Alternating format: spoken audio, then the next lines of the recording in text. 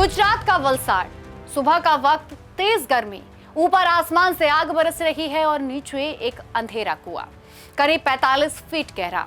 रस्सी के सहारे महिलाएं धीरे धीरे नीचे उतर रही हैं। हाथ में बाल्टी, पैरों के नीचे फिसलन और ऊपर खड़े लोग सांस रोककर देख रहे हैं। एक छोटी सी गलती और सीधा मौत का कुआं। लेकिन सवाल है, आखिर कोई अपनी जान जोखिम में डालकर पानी क्यों भर रहा है? क्योंकि यहाँ प्यास अब सिर्फ प्यास नहीं रही, ये जंग बन चुकी है। एक ऐसी जंग जिसमें हर दिन महिलाएं, बच्चे और बुजुर्ग हार रहे हैं। गुजरात के वलसाड से सामने आई ये तस्वीरें पूरे देश को झंझोर रही हैं। वीडियो में साफ दिखाई देता है कि गांव के लोग सूख चुके कुएं में नीचे उतरकर लोटे लोटे पानी इकट्ठा कर रहे हैं। कुएं की दीवारों से रिसते पानी को बाल्टी में भरने की कोशिश कर रहे हैं। वहीं ऊपर खड़े लोग रस्सियों से बाल्टी खींच रहे हैं। ये किसी फिल्म का सीन नहीं है, ये 2026 के भारत की हकीकत है। ये तस्वीरें देखकर एक सवाल मन में उठता है कि क्या ये सिर्फ गुजरात की कहानी है? जवाब है नहीं। यही तस्वीर बुंदेलखंड में सालों से दिखाई देती आ रही है। मध्य प्रदेश के इंदौर में पानी को लेकर सड़कें जाम हो रही हैं। महाराष्ट्र के कई इलाकों में टैंकरों पर झगड़े हो रहे हैं और देश का एक बड़ा हिस्सा बूंद बूंद पानी के लिए संघर्ष कर रहा है। वलसाड, जहां पानी अब रिस्क बन चुका है। गुजरात का वलसाड जिला आमतौर पर हरियाली और अच्छी बारिश वाले इलाकों के लिए जाना जाता है, लेकिन इस बार हालात अलग हैं। कपराड़ा क्षेत्र के गांव में जल स्तर इतना नीचे चला गया है कि पुराने कुएं लगभग सूख चुके हैं। गांव वालों का कहना है कि पाइपलाइन से नियमित सप्लाई नहीं हो रही है, हैंडपंप जवाब दे चुके हैं और टैंकर पर्याप्त नहीं है। ऐसे में लोगों के पास आखिरी विकल्प यही बचा है, कुएं में उतरना। सोचिए, एक महिला रस्सी पकड़कर 45 फीट नीचे उतर रही है। नीचे सिर्फ कीचड़ और पत्थर है। कुएं की दीवारों से टपकती बूंदों को जमा करने में कई मिनट लग जाते हैं। ऊपर बच्चे खाली बर्तन लेकर इंतजार कर रहे हैं। वीडियो में कई महिलाएं सर पर बर्तन रखे दिखाई देती हैं। कुछ महिलाएं इतनी थक जाती हैं कि कुएं से बाहर आते ही वे जमीन पर बैठ जाती हैं। गांव वालों के चेहरे पर भी डर है और गुस्सा भी। स्थानीय लोगों का आरोप है कि ये हालात 1-2 दिन के नहीं हैं। गर्मी बढ़ते ही हर साल ये संकट आता है, लेकिन हर बार स्थिति ज्यादा भयावह हो जाती है। सरकारी अधिकारियों का कहना है कि पाइपलाइन लीकेज और सप्लाई बाधित होने की वजह से ये दिक्कत बढ़ रही है, जिसे ठीक करने की कोशिशें लगातार जारी हैं। बुंदेलखंड, जहां पानी का संकट नई खबर नहीं, पीढ़ियों का दर्द है। अगर भारत में पानी संकट की सबसे बड़ी पहचान किसी इलाके से जुड़ी है तो वो है बुंदेलखंड। उत्तर प्रदेश और मध्य प्रदेश में फैला ये इलाका पिछले 2 दशकों से सूखा, पलायन और पानी की कमी से जूझ रहा है।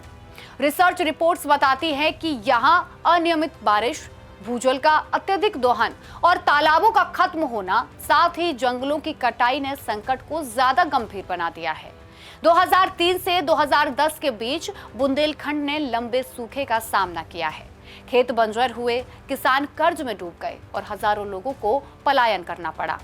लेकिन इस पूरी त्रासदी का सबसे बड़ा बोझ किस पर पड़ा? महिलाओं पर। कई रिपोर्ट्स बताती हैं कि बुंदेलखंड में महिलाएं रोज कई किलोमीटर दूर जाकर पानी लेकर आती हैं।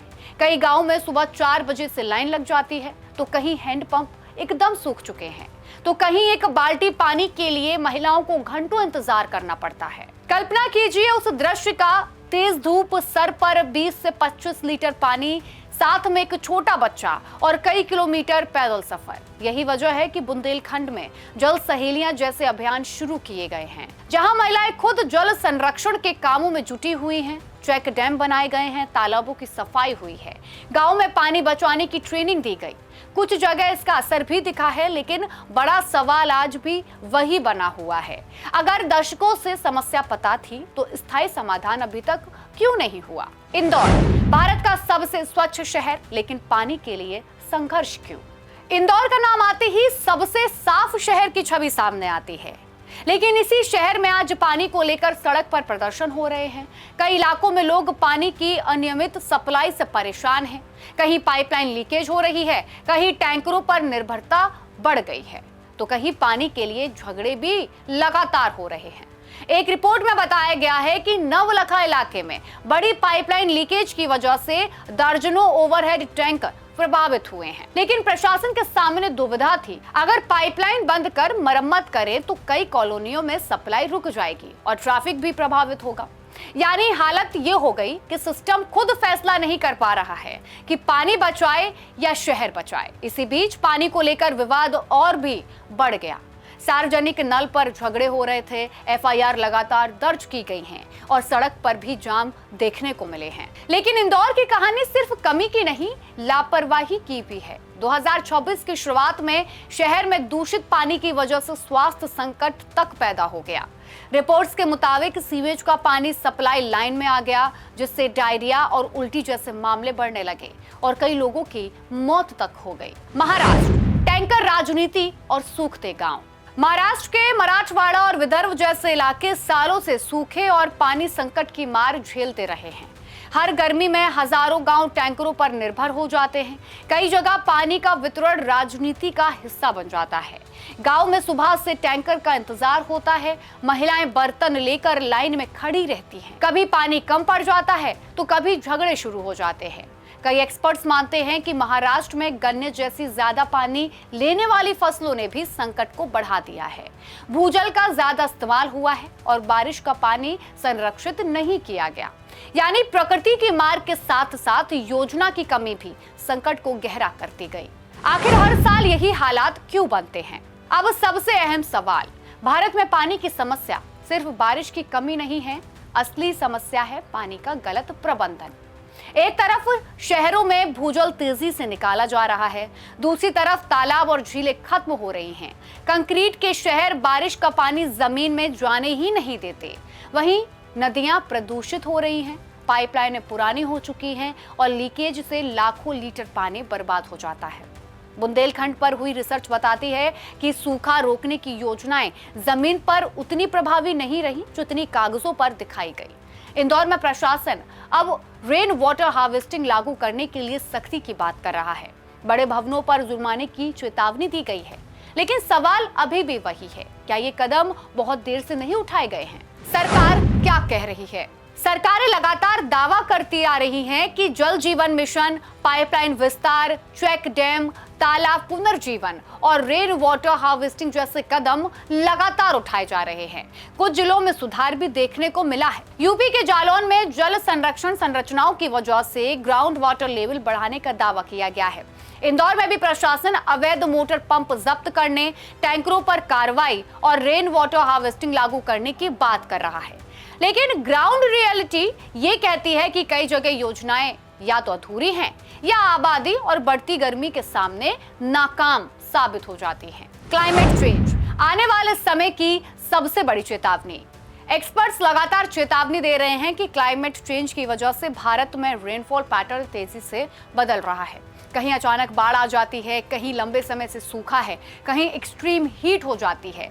यानी पानी का संकट अब सिर्फ ग्रामीण समस्या नहीं रह गई है, ये आने वाले समय में भारत के बड़े शहरों को भी प्रभावित कर सकता है। जब इंदौर जैसा शहर संघर्ष कर सकता है तो छोटे कस्बों और गांव की हालत कितनी गंभीर होगी, इसका अंदाजा लगाया जा सकता है। आखिर भारत जैसे देश में जहां नदियां हैं, मॉनसून है, बड़े बड़े बांध हैं, वहां लोग 45 फीट गहरे कुएं में उतरकर पानी क्यों भर रहे हैं? क्यों महिलाओं की जिंदगी आज भी पानी ढोने में गुजर रही है? क्यों हर गर्मी में ये तस्वीर वापस लौट कर आती है? सूखी धरती, खाली बर्तन और टैंकर के पीछे भागती भीड़। क्या हमारी योजनाएं सिर्फ कागजों पर सीमित हैं या फिर देश ने पानी को संकट बनाने में बहुत देर कर? क्योंकि सच यही है, अगर आज भी पानी को सिर्फ गर्मी की समस्या समझा गया तो आने वाले सालों में ये सिर्फ गांव का मुद्दा नहीं रहेगा, ये भारत की सबसे बड़ी लड़ाई बन सकती है। और तब सवाल सिर्फ इतना नहीं होगा कि पानी कहाँ है, सवाल ये होगा कि क्या आने वाली पीढ़ियों के लिए पानी बचेगा या नहीं। फिलहाल के लिए मेरे साथ इतना ही। ऐसी ही तमाम वीडियो देखने के लिए जुड़े रहिए प्राइम न्यूज के डिजिटल प्लेटफॉर्म के साथ। नमस्कार।